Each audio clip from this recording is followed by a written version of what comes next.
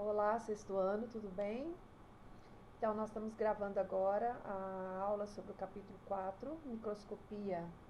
Então, o ser humano, até um certo tempo atrás, alguns séculos atrás, ele achava que enxergava tudo, né? Que tudo que existia no universo era visível aos seus olhos. E com o passar do tempo, eles foram descobrindo que alguns observadores, alguns estudiosos foram descobrindo que não, que existia vida, existia matéria além da visão humana. E aí começaram a inventar formas de enxergar essas partículas menores do que a visão que o humano possui. Sem falar que o ser humano também, nem todas as pessoas enxergam da mesma forma, né? Alguns enxergam melhor que os outros. Então, essa aula de hoje é sobre microscopia. Capítulo 4. E aí, o que é microscopia? O nome microscópio, do grego, a palavra micro significa pequeno. Scoper, scopel, significa observar, ver através de algo. A ver através de uma lente, por exemplo. Esse termo designa um microscópio composto por uma objetiva e uma ocular, embora na prática tenha sido estendido a todos os instrumentos ampliadores simples e compostos. Então, na, na antiguidade, um filósofo chamado Sêneca, um pensador romano, ele observou que quando se olha através de uma esfera de vidro com água, os objetos parecem aumentados, as letras pareciam maiores. Então, observe aqui uma gota de água e ele conseguia enxergar, conseguia ler através dessa gota de água, de um vidro, e as letras ficavam maiores. Mas, só no ano de 1591, dois holandeses chamados Jensen e Zacarias, eles eram fabricantes de óculos, e esses óculos que eles usavam, né, eles ampliavam as imagens e eles observavam objetos muito pequenos por meio de duas lentes de vidro. Aí eles usaram essas lentes e colocaram nas extremidades de um tubo e fizeram um microscópio bem rudimentar. E conseguiram observar coisas que não eram vistas sem o uso ao olho nu, né, sem o uso de uma lente. Depois, em 1665, Robert Hooke, ele construiu um microscópio mais potente do que esse microscópio de Zacarias e Jensen. Ele desenvolveu um aparelho com duas lentes ajustadas nas extremidades de um tubo de metal. Essas duas lentes chamavam ocular e objetiva. A ocular é a que ficava mais perto do olho dele e a objetiva que ficava mais perto do material a ser observado, um tubo de metal. Então, esse equipamento ficou conhecido como um microscópio composto. O que Robert Hooke viu usando esse microscópio? Aqui já é um pouquinho mais sofisticado do que o que ele fez. Ele viu que o salgueiro é um tipo de árvore que quando o tronco dela seca, a casca desse salgueiro, ele tirou uma película, uma camada bem fininha e olhou com esse microscópio que ele tinha feito. E ele viu aonde tinha havido células, e na verdade ele viu estruturas que não tinham mais, ele viu compartimentos, furos. Observe aqui o material que ele olhou, cheio de furinhos, né, da cortiça. O que é cortiça? Aquele material que faz a rolha de garrafa, de champanhe, por exemplo, de vinho, tem uma rolha de cortiça. O que ele pôde observar? Aqui tem a foto do que ele observou, e ele pôde observar também alguns animais, as antenas dos animais, as patinhas de alguns animais, né? E aí, com o passar do tempo, Galileu Galilei também, usando Galileu Galilei era o italiano e ele também construiu um microscópio, na verdade um chamado de telescópio, um equipamento que também tinha duas lentes nas duas extremidades e eles podiam observar o universo, os astros que compõem o universo. Então, ele construiu esse telescópio usando uma lente convergente e uma lente divergente. Ficou conhecido como luneta de Galileu. e passou a ser utilizado como instrumento no estudo da astronomia, tá? Mas olha, microscópio e telescópio são instrumentos ópticos que utilizam lentes para desempenhar as suas funções. No entanto, a curvatura dessas lentes e a distância entre elas são diferentes nos dois instrumentos. O microscópio é usado para observar estruturas muito pequenas que não podem ser vistas a olho nu, tá? E o telescópio vem de tele, que significa distância. Se refere ao fato do equipamento ser usado para obter imagens aumentadas de objetos distantes.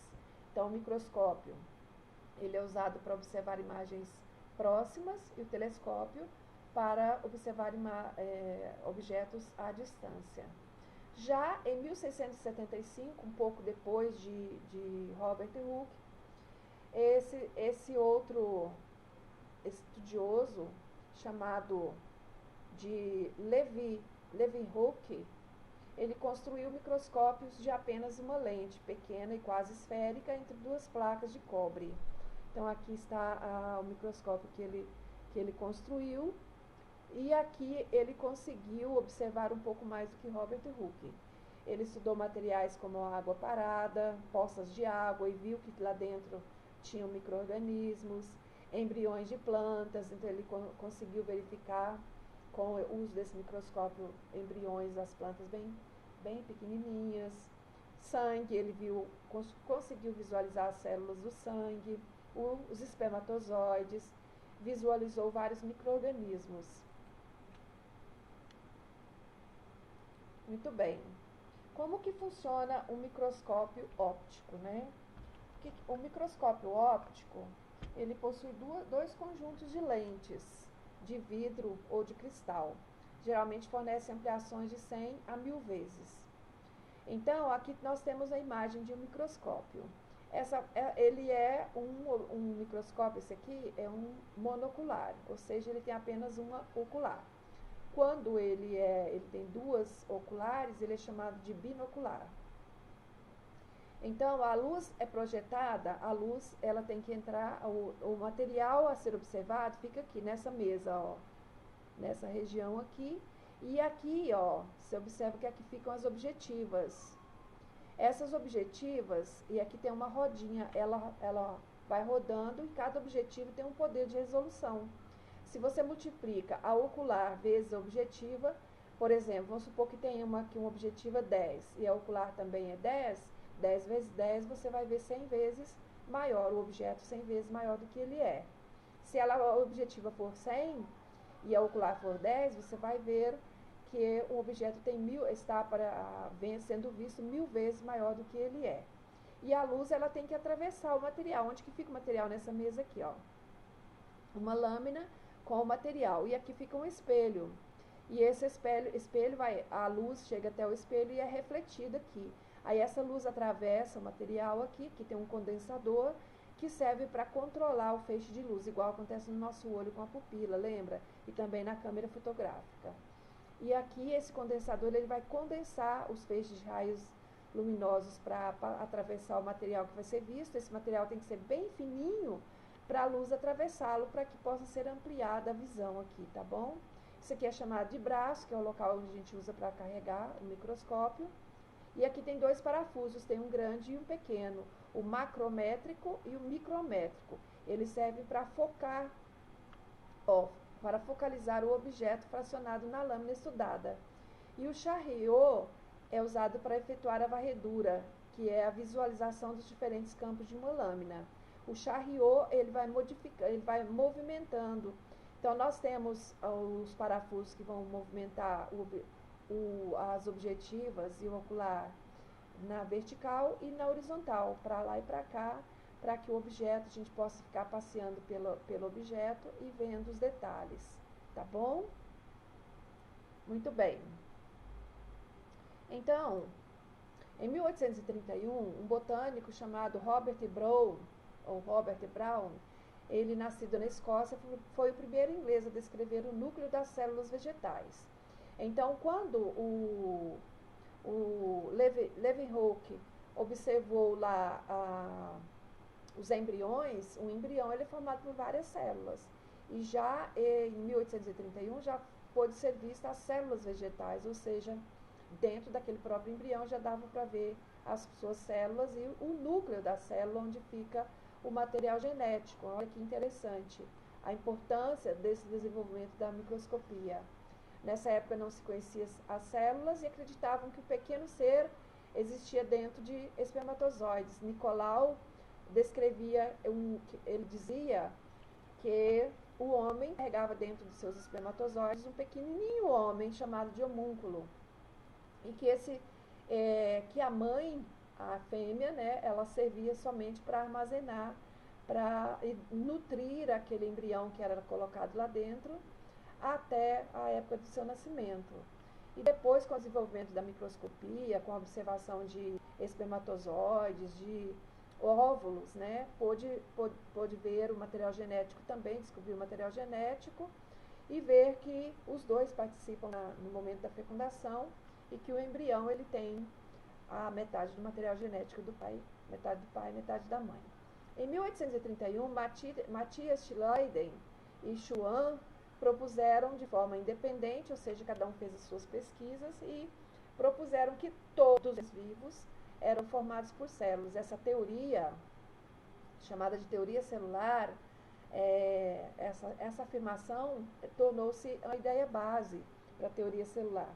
Então, até hoje nós dizemos que a teoria celular diz que todos os seres vivos são formados por célula e que todas as células se originam de uma outra célula que já existiu, de outra célula pré-existente. E aqui a gente pode ver algumas lâminas com visualizar algumas células, né? Então aqui essas células vermelhinhas são os glóbulos vermelhos do sangue, eles são assim mesmo em grande quantidade. Se você olha o sangue, você não consegue visualizar as hemácias, mas ao microscópio dá para verificar. E elas são assim mesmo, tem esse formato, elas são biconvexas. E nós temos também aqui células vegetais. Esses pontinhos verdes são chamados de cloroplastos nas células das plantas. Aqui provavelmente é um tecido epitelial, tecido boca. Se fizer uma raspagem ali, colocar no microscópio, colocar um corante para corar o núcleo, essas bolinhas no centro são núcleos onde fica o material genético nosso. Dá para visualizar bem essas células. Aqui também são células vegetais, provavelmente, aqui essas duas lâminas são de células vegetais. Essa aqui foi colhida e essa não. De epiderme da cebola. Provavelmente deve ter sido. As células vegetais, elas têm esse formato mais cilíndrico, tá? Do que as células animais, que tem o formato mais arredondado. O microscópio eletrônico, com a descoberta, com a fabricação do microscópio eletrônico, foi possível visualizar coisas muito menores e muito mais complexas. Por exemplo, o que existe dentro de cada célula. Então, se nós temos trilhões de células no nosso corpo, com o microscópio eletrônico dá para visualizar tudo que tem lá dentro dessa célula, desde moléculas até orgânulos. O que significa isso, professora? Significa que as nossas células, elas contêm proteínas, lipídios, água, elas contêm carboidratos, vitaminas e material genético. Tudo isso dá para ser visualizado com o auxílio do microscópio eletrônico de varredura. E aqui, olha que imagem maravilhosa de grãos de pólen vistos ao microscópio eletrônico. Se fosse um microscópio simples, não teríamos uma visão tão maravilhosa como essa aqui. E também com o microscópio eletrônico dá para visualizar vírus que são estruturas bem menores do que bactérias, tá?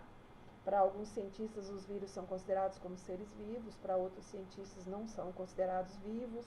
Isso você vai estudar um pouquinho mais adiante, fique tranquilo. E eu coloquei aqui a imagem do coronavírus. Sabe por que ele chama coronavírus? Porque eles têm esse formato arredondado em forma de coroa, tá?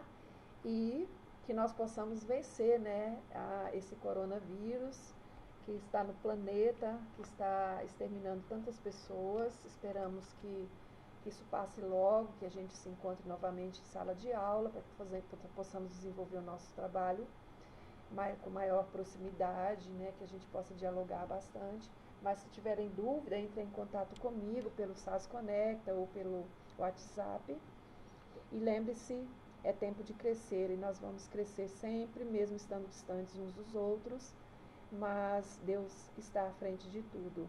Que Deus possa abençoar a sua vida, a sua casa, a sua família, tá? Que coloque anjos a proteger a sua casa, tá? E a sua vida. Em nome do Senhor Jesus. Fiquem com Deus e até breve. E não esqueça de visualizar o roteiro de estudos do capítulo 4. Tem também vídeo do SAS, SAS TV, para que você veja e ouça. As atividades também do livro, as atividades suplementares, faça todas, e também as atividades online, o Eureka, tá bom? E eu vou passar depois a correção para vocês, vou gravar outro vídeo fazendo a correção de algumas atividades, pelo menos as mais importantes. Fiquem com Deus, até breve. Tchau, tchau.